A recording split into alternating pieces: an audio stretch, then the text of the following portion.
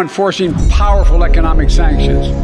We're cutting off Russia's largest banks in the international financial system, preventing Russia's central bank from defending the Russian ruble, making Putin's $630 billion war fund worthless. We're choking Russia's access. We're choking Russia's access to technology that will sap its economic strength and weaken its military for years to come. Tonight, I say to the Russian oligarchs and the corrupt leaders who built billions of dollars off this violent regime, no more. The United States...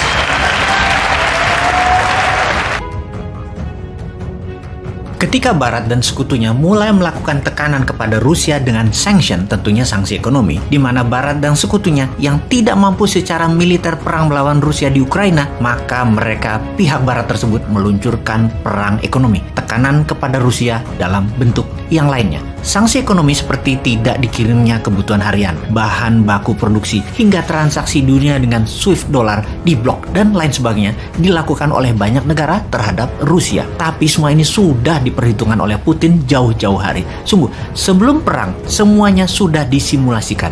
Simulasi di war room, bukan hanya perang bedil-bedilan disimulasikan, tetapi segala macam proxy war dan bentuk 7 perang lainnya seperti masalah ekonomi, sanction, transaksi dolar, alat komunikasi diblok, apapun itu sudah dipertimbangkan dan pastinya sudah punya solusi-solusinya. Misalnya, SWIFT International Payment System di mana transaksi dolar di cut off atau dipotong, tidak bisa masuk ke Rusia atau keluar Rusia. Akankah memukul Rusia? Jawabannya tidak. Kalau hal itu dilakukan malah counterproduktif, membahayakan dolar. Dolar Amerika akan berbahaya karena akan menguatkan kekuatan non-dolar seperti yuan dan rubel. Rusia sudah menyiapkan alternatif shadow banking. Mereka memakai pembayaran alternatif. Kita ingatkan hal ini. Iran, Korea Utara, dan Tiongkok tahu caranya. Bahkan cryptocurrency mereka sudah pakai juga. Melihat siapnya Rusia 360 derajat, Amerika, Barat, dan sekutunya pusing 7 keliling melawan Putin saat ini.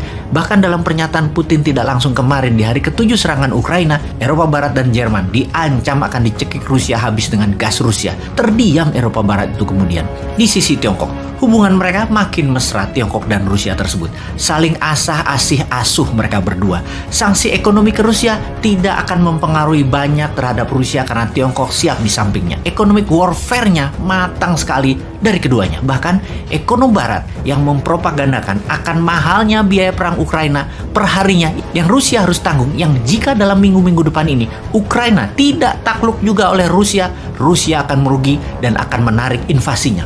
Jawaban ekonom tersebut wajar karena akademis atau pejabat komen seperti itu. Memang kalau mereka bukan ekonomis at war, orang paham bahwa Rusia bisa printing rubel setiap saat untuk memproduksi mesin perangnya. Dan Rusia punya energi banyak dalam bentuk solar, bensin, batu bara, dan lain sebagainya. Hal ini sesungguhnya kalau pemikir-pemikir waras menengok ekonomi nasional Wakanda akan malu. Kok masih cetek melihat masalah Rusia? Hanya karena mahal, Rusia akan menghentikan perang. Mahal itu kalau yang komen raja hutang, ya wajar. Kalau tahu cara tidak berhutang mengelola keuangan negaranya, maka perang itu biasa-biasa aja biayanya. Sama seperti Tiongkok membangun 20 miliar meter persegi bangunan dan segala macam infrastruktur dalam 40 tahun dengan biaya mendekati 10 triliun dolar atau 10.000 billion dolar atau 75 kali APBN Indonesia sekarang atau 150 kali APBN Indonesia 40 tahun yang lalu. Total angka yang besar tersebut, siapa yang meminjami Tiongkok? Ya perlu alternatif keuangan lain seperti MMT yang Tiongkok tahu caranya, Rusia pun tahu caranya. Sungguh, perang yang rumit dan mumpuni hanya bisa dilakukan oleh negara berdaulat. Beda dengan ketika Lord mengatakan Indonesia dalam 40 tahun ke depan tidak akan perang, maka Bosman bingung. Bingung kok bisa dia ngomong begitu? Apa itu salah? Ya enggak, aneh aja. Civis pacem parabellum adalah moto klasik yang semua tentara pegang. Kalau Anda ingin berdamai, bersiaplah untuk perang. Maka perang yang ada 7 macam itu di Indonesia harus siap. Salah satunya perang militer. Maka menguasai perang militer dengan membangun industrial kompleks pertahanan milik nasional adalah penting dan wajib. Pembangunan alat perang kalau bisa bahkan harus 100% bahannya dan produksinya nasional. Kesalahan melihat Lord yang berpengaruh dalam arsitek nasional Indonesia baik luar dan dalam negeri membuat Indonesia sekarang dianggap negara yang soft ASEAN, bahkan tidak anggap kakak lagi itu Indonesia. Buktinya apa? Di tengah potensi krisis ekonomi dunia akibat perang, Wakanda pemimpinnya hanya mengingatkan akan naiknya barang-barang harga-harga tersebut. Mengingatkan doang, wong bodoh ngaku pinter juga bisa kalau mengingatkan doang mah. Lalu ngerjain apa sih kalian ini? Jadi keinget gosip nasional saat ini. Dihembuskannya tambahan jabatan 3 tahun lagi karena pandemi dan masalah dunia membuat tidak semestinya pemilu diadakan. Sungguh, siapa yang mau dan minta perpanjangan itu sih?